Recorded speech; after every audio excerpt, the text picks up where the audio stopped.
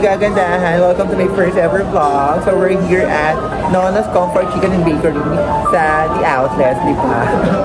Ayan, so ngayon gawin natin what's in my bag. Mabilisan lang. So as you can see, my bag, I bought this sa Street Forward, a local brand. So if you are looking for an affordable and murang mga bag, mura at affordable. Natanda. Ayan, so, ayan, bili lang kayo. So, you can follow them on Instagram. Next, so let's start. Dahil mag-ingat ako tayo mainginan, dahil may dala kayong payong, dapat ganitong color, para two colors, para hindi mainginan. Next, of course, ang ating wallet.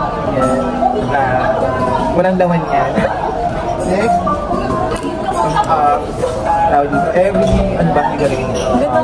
2 hours, naglalagay na kayo yan. Is advantage from TikTok. The brand is Skin Cafe, local brand also. Next is, yeah, pag dito mo kumain na, you need this. Lalo kayong wipe. Next is, at alcohol, yan, kailangan lang yun ang ating mga kamay. At, pabilikan mo. Go siya. And pag-sprayan yung mga katabi niya sa mga jeep, matakang hindi. Next, lagayin na tayo. And ang aking mga gamot, si Tirisin, tayo Jesset. Ano-ano naman sa allergy, ganyan. And of course, tissue na kinuha ko sa isang restaurant. And at makeup kit, ang laman nito ay my favorite lipstick from O2O. Fine Purse.